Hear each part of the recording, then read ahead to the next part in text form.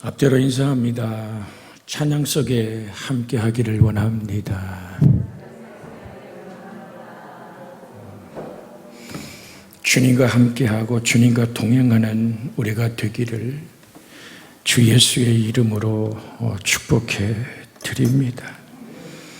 오늘 성경은 이렇게 24절을 시작합니다. 내가 아무도 못한 일을 그들 중에 하지 아니하였더라면 그들에게 죄가 없으려니와 지금은 그들이 나와 내 아버지를 보았고 또 미워하였도다라고 말합니다. 사실 이 말씀을 끝을 직역하면 그러나 이제 또한 그들이 보아왔다. 그리고 그들이 나와 나의 아버지도 미워해왔다라고 이렇게 원어상의 문법을 통해서 해석할 수가 있습니다. 그렇다면 그러나 이제 그들이 목격하였으면 미워하였다라는 주제가 되겠죠. 즉 보았고 라는 말은 미워하였도다라는 말은 사실 예수님이 하신 말씀에는 완료 시제로 현재까지 계속되는 진행 동사인 결과 그들의 상태는 미움으로 가득 차 있다. 이는 그들이 현재 이르기까지 계속 동일한 잘못을 범해 왔으며 또는 그것이 전해지고 그렇게 하나님을 만나고 있다라는 얘기를 합니다. 하나님과 대적하는 미움의 눈물들, 주님의 눈물이 되겠죠. 지식과 특권에는 반드시 책임이 수반될 줄을 알아야 하는데, 즉 오늘 잘못된 계속된 이 미워함의 범행으로 말미암아 영원히 책임질 밖에 없는 운명에 던져진 그들을 바라보는 주님은, 이게 주님이 그들과 싸우려고 하는 것이 아니라 그들의 잘못을 지적함으로 하나님께 돌아오게 하고자 하시는 주님의 권면이지요. 그래서 성경은 뭐라고 얘기합니까? 오늘 도리어 그들이 미워하고 죽이려 하였다는 사실을 우리 성경 안에서 만날 수 있습니다. 하나님께 대해 적대적임을 결정적으로 드러냈던 것은 예수님이 행한 그 모든 하나님으로는 할 수 없는 것들을 그들이 보고서도 대적하고 죽이려 그러지 않습니까? 요한복음 12장 9절에서 11절에 보면 아주 확실한 사건이 하나 나타납니다.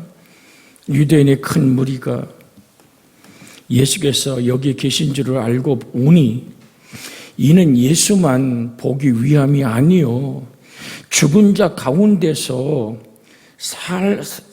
살리신 나사로도 보려 함이로라.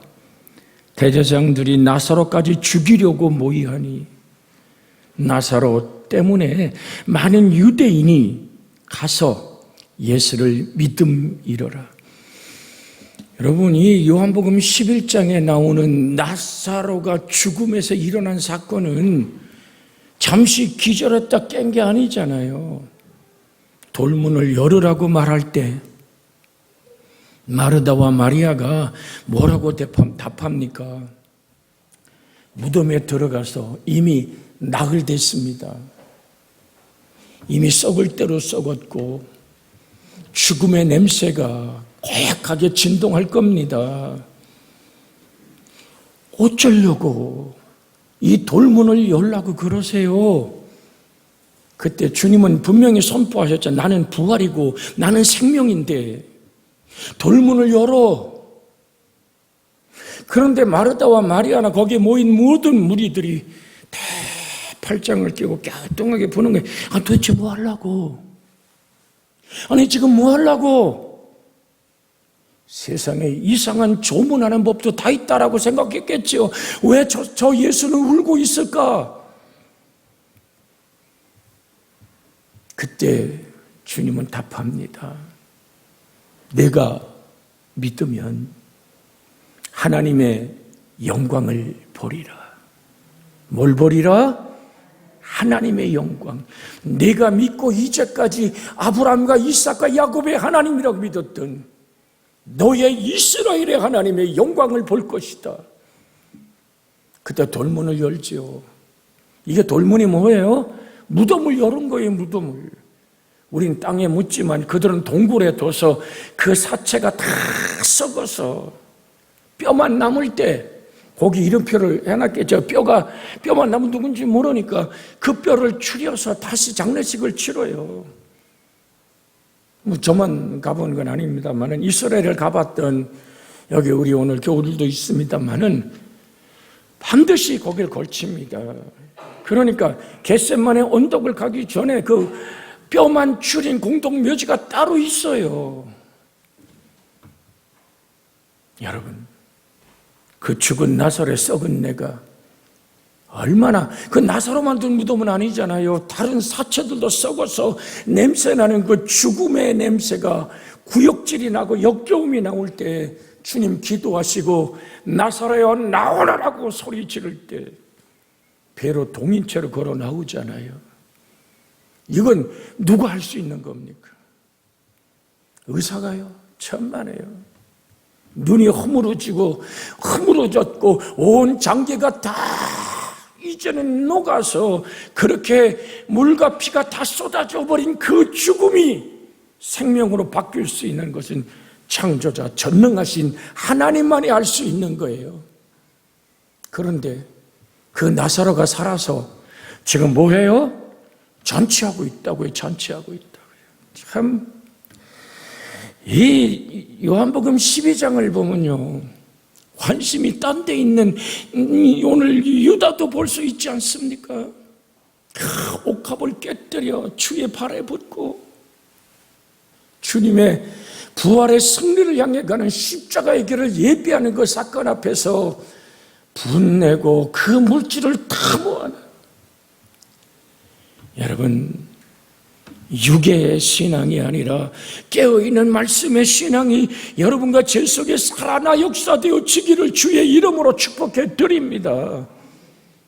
유다의 마음, 지금 유대인의 큰 무리가 예수께서 여기 계신 줄 알고 오니 이는 예수만 보기 위함이 아니요 죽은 자 가운데서 살리신 나사로도 보려 함이라. 진짜 살았대. 이 소문이 얼마나 빠르게 퍼질까요? 야, 그 나사로의 집에 잔치한대. 정말 살았대. 아무개가 매다가 풀에 둔 그 사람 아니요. 그가 배로 동인체로 나왔을 때 그를 풀어놓아서 자유케 했다니까. 내가 그놈하고 악수도 했고 오늘 그렇게 밥도 지금 잔치를 벌리고 난리가 났대. 여러분, 이런 사건을 만날 때 우리는 어떤 태도를 취해야 될까요? 그래서 예수님은 지금 말씀하고 계신 거예요. 요한복음 15장에 12장의 사건을 두고도 아무도 할 수 없는 일을 내가 했다. 그들이 보았다. 뭘 보았어요? 하나님 아버지의 영광을 보았다. 그런데도 무엇 때문에? 자기들의 기득권이 깨질까 봐.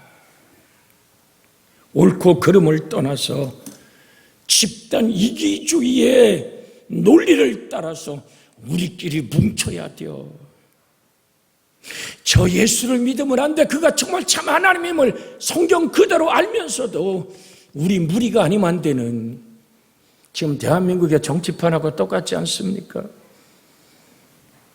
정말로 정직하게 사건을 바라보는 것이 아니라 우리가 결정했어, 우리 당이 이렇게 결정했어, 옳고 그름이 아니라 당의 논리에 따라 움직이는, 이게 이지 조선 시대에 노론 소론이 나눠졌던 그 시절하고 뭐가 다릅니까? 거기에 예수 그리스도의 진리의 빛이 들어가야만 될 줄로 믿습니다. 백성들이 뽑은 대통령을 끌어내리려고 다시 촛불을 들자고 하는 저 국회의원들, 대통령이 된 지 며칠이나 됐습니까?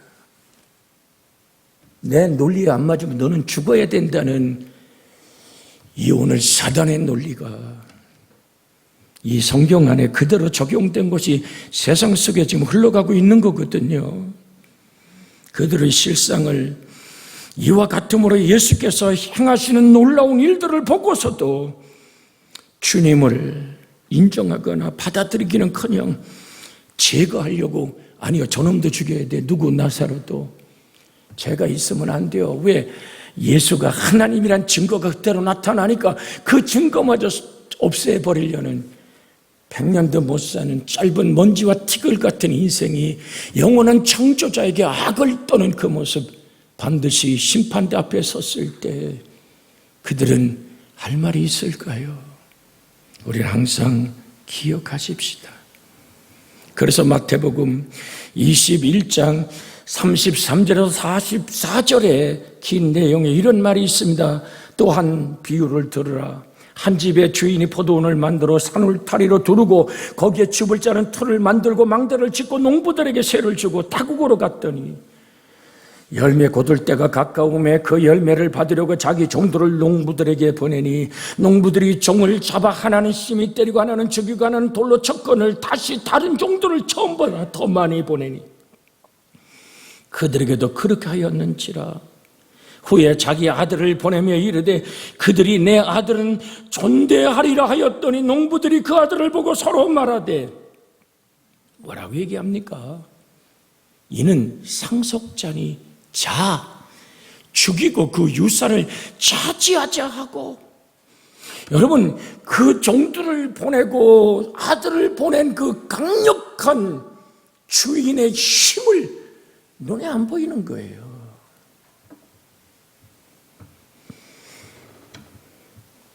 그러면 이에 잡아 포도원 밖으로 쫓아내어 죽였느니라. 그러면 포도원 주인이 올 때에 그 농부들이 어떻게 하겠느냐? 그들이 말하되 그 악한 자들을 진멸하고 포도원을 제때에 열매를 바칠 만한 다른 농부들에게 새로 줄지니이다. 예수께서 이르시되 너희가 성경에 건축자들이 버린 돌이 모퉁이에 머릿돌이 되었나니 이는 주로 말미암아 된 것이요 우리 눈에 기여도다 함을 읽어본 일이 없느냐? 그러므로 내가 너희에게 이르노니 하나님의 나라를 너희는 빼앗기고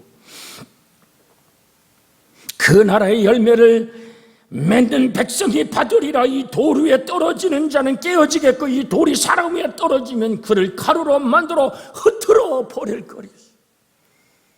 이 산돌이신 예수 그리스도, 모퉁이의 머릿돌이신 예수 그리스도, 그 안에서 우리는 함께 지어져가는 하나님의 성전임을 잊지 않고 자고 깨도 우리 주 예수 그리스도로 만나는 은혜의 역사가 일어나기를 주 예수의 이름으로 축복해 드립니다. 그래서 본문 22절에도 예수께서 자신이 선포한 말씀이 신적 권위를 지닌 말씀임을 암시하였으나 오늘 분명히 24절에는 자신이 하신 일을 아무도 못할 일 금방 드렸습니다. 그 외에 아무도 못할 일이 뭡니까? 마태복음 4장을 출발하며 문둥병자가 주님께 나와 말하잖아요. 주께서 원하시면 저를 깨끗게 할 수 있나이다. 손을 환처에 대고 말씀합니다. 내가 원하노니 깨끗함을 받아라. 하나님만이 저주를 풀을 수 있습니다. 날마다 우리의 짐을 지시는 주 우리의 구원이신 하나님을 찬송하리로다. 우리의 저주를 걸머지신 예수만이 우리의 구원이기에 우리의 저주를 속량하신 예수의 보혈만이 가시와 엉겅퀴가 돋는 이 저주에서 우리를 자유케 하는 하나님의 능력임을 오늘도 우리는 기억하며 하나님의 사랑에 붙들리는 여러분과 제가 되어지기를 주 예수의 이름으로 축복해 드립니다. 예수께서 자연법칙의 체험을 받지 않으시는 신적 전능함이 없으면 행할 수 없었던 수많은 일들,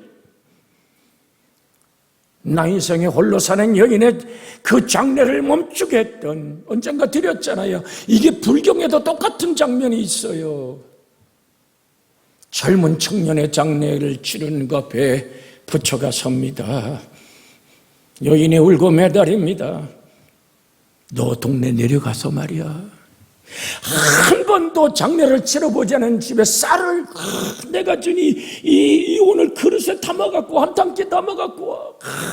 여인은 막 신발을 신은 듯 만들 막 동네 뛰어내 집집마다 문을 두드리잖아요. 여기 장례를 치러본 적이 없는 집입니까? 누구도 장례를 치러본 집이 안 치러보지 한 집도 없어요. 빈 그릇 들고 저녁 나절에 부처 앞에 왔습니다. 없어요. 그때 부처가 한 말은 없보로다. 그도 죽었고 부처도 부활하지 못했고 그렇게 지금도 그의 살이라고 얘기하는 죽음에 불태워진 육체에서 나오는 그 오늘 뼈에 둥글고 빛나는 부분들을 붙들고 절간을 세우지 않습니까? 그러나 주님은 똑같은 일을 만났을 때 뭐 하셨습니까? 여자야, 울지 마. 이 얘기는 달라요. 이 세상 어떠한 종교의 창시자가 울지 마라는 이 말과 예수께서 울지 마, 여자여 울지 마, 이거는 죽음을 생명으로 바꿔놓는 선포에 하나님만이 할 수 있는 사건인 줄로 믿습니다. 청년아, 일어나라. 야율의 집엔 어떤 일이 일어났습니까? 아이, 선생님을 그만 괴롭히십시오. 그는 회당장입니다. 그는 지식인입니다. 그는 모든 사람의 존경받는 랍비입니다. 얘기하잖아요. 당신 12살 먹은 딸이 죽었다고. 세상에, 이제 선생님 좀 놔줘요. 어떡하겠어? 당신 딸이 죽었는데 그때 주님 무슨 말씀합니까? 내가 믿으면 두려워하지 말고 믿기만 하라. 그 말씀을 붙잡고 야기로가 주님과 함께 집에 들어가 장례가 한참 진행 중이잖아요. 그때는 돈 받고 울어주는 울음꾼들이 있었습니다. 꽃을 드리는 사람들이 있었습니다. 다 내쫓으니까 뭔 소리야, 지금 왜 그러는 거예요? 죽은 것이 아니라 잔다고 말할 때 쓸데없는 소리. 내가 수족을 묻고 내가 수의를 입혔는데 무슨 소리 하는 거야? 사람들이 다 비웃고 소리 지를 때 주님은 믿음 가진 자와 부모와 새 제자를 데리고 들어가서 뭐 합니까?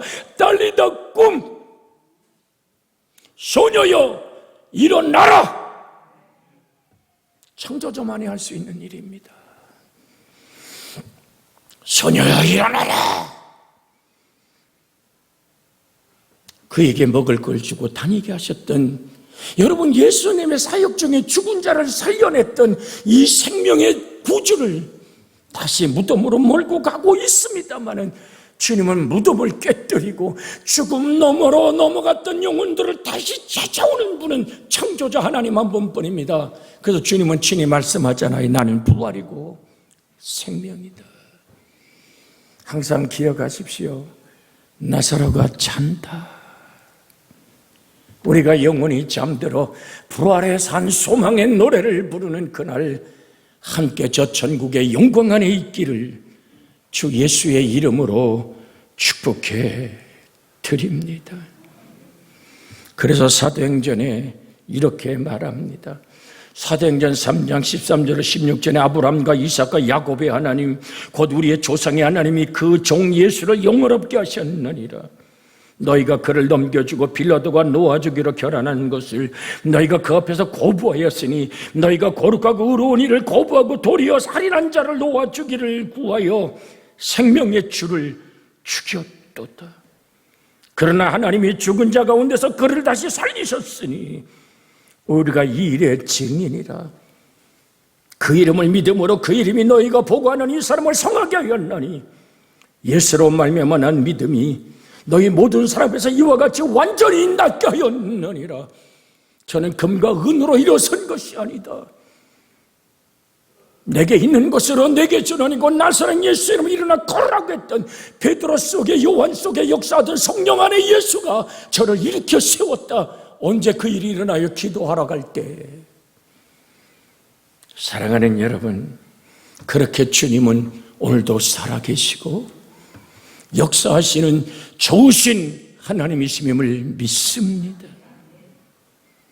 그분이 우리의 주님이에요. 그분이 말씀의 모습으로 여러분과 저를 만나기를 원해요. 여러분과 제가 정말 복 있는 자 되기를 주 예수의 이름으로 축복해 드립니다. 복 있는 사람은 악인의 길을 쫓지 않고 죄인의 길에 서지 않고 오만한 자의 자리에 앉지 아니하며. 그 다음 절 암송하면 한번 암송해 볼까요? 여호와의 율법을 즐거워하여 그 율법을 주야로 묵상하는 자로다. 저는 시냇가에 심은 나무가 씨를 쪄서 과실을 맺으며 그 잎사귀가 마르지 아니함 같으니 그 행사가 다 형통하리로다. 그 나무는 여러분의 자녀일 수 있어요. 우리의 나무는 생애일 수 있어요. 내가 어디에 뿌리를 받고 마르지 않는 깊은 샘이신 예수 그리스도의 생명의 말씀이 우리의 기도로 터뜨려지며 성령의 거룩한 권능을 경험하는 여러분과 제가 되기를 주 예수의 이름으로 축복해 드립니다. 25절은 다음 주에 같이 나누겠습니다. 이 시간 우리가 같이 합심하여 기도합니다. 주여, 자비하신 아버지 하나님,